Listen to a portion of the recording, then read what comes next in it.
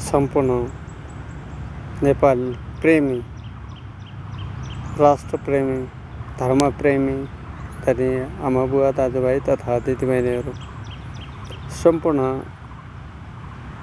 सबै सचेत हुनुपर्ने बेला भएको छ। कहिले हामीलाई राणाहरूले झुक्क्याए, कहिले पञ्चायत मान्नेहरूले झुक्क्याए, कहिले बहुदल मान्छौ भन्नेहरूले झुक्क्याए। आखिर उनै नेता, उनै नेतृत्व, उनै शासक पटक पटक दोहोरिँदै आए। त्यसैले अब यति बेला जनताको बहुमत मात्र होइन, 2/3 बहुमत ल्याएर राजसपा पार्टीको नेतृत्वमा बालेन सरकार बनेको छ। बालेन सरकारले जन अपेक्षा अनुरूप एउटा समृद्ध देश, सुखी नेपाली बनाउनको लागि महत्त्वपूर्ण रोल प्ले खेल्नुपर्नेछ। सम्पूर्ण भ्रष्टहरूको धन सम्पत्ति छानबिन गरेर भ्रष्टाचार भएको सम्पत्तिलाई राष्ट्रियकरण गर्दै अगाडि बढ्नुपर्ने बेला आएको छ र भ्रष्टाचारीले लुकाएर राखेको रु 500 र 1000 को नोटलाई प्रतिबन्ध गर्नुपर्नेछ। भ्रष्टाचारीहरूलाई उचित दण्ड सजायको व्यवस्था गर्नको लागि आजीवन कारावास वा कुनै केही गर्न पर्नेछ र मेरो तेरो हेलोपिक्ट नगरिकन राष्ट्रलाई समृद्ध बनाउनको लागि पार्टीको नेतृत्वभन्दा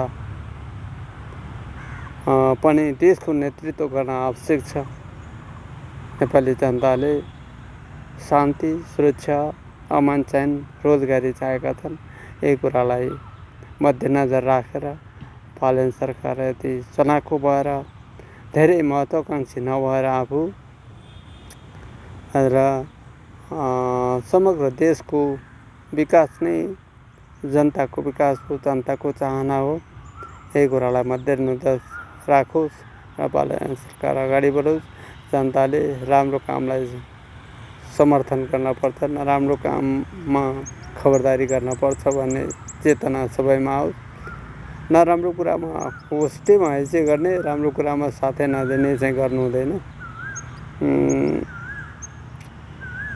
विश्वको इतिहासमा असम्भव केही छैन गर्न चाह्यो भने। यहाँ त सबै स्वार्थी, लोभी, अहङ्कारी, दम्भी, दुराचारीहरू मात्रैले शासन चलाए। बालेन त्यस्तो नबनुन्, कठोर नबनुन्, निर्दयी नबनुन्, तर भ्रष्टाचारीका लागि, तस्करहरू, माफियाहरूका लागि बनुन् भन्ने आग्रह गर्दै नेपाललाई विश्वमा चिनाउने काम गरिरहेका छन्। अझै गरून् भन्ने अपेक्षा गर्दछु। साथै राष्ट्रघाती एमसिसी, एसपिपी, आइपिएस जस्ता थुप्रै राष्ट्रघाती सन्धिहरू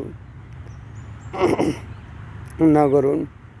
सुगौली सन्धिमा गुमाएको नेपाल फिर्ता गर्ने अभियानमा अगाडि बढुन्। बेलायतलाई भनेर भारतबाट गुमेको नेपाल फिर्ता ल्याउनुपर्छ भन्ने भावना सबैमा जागोस्। साथै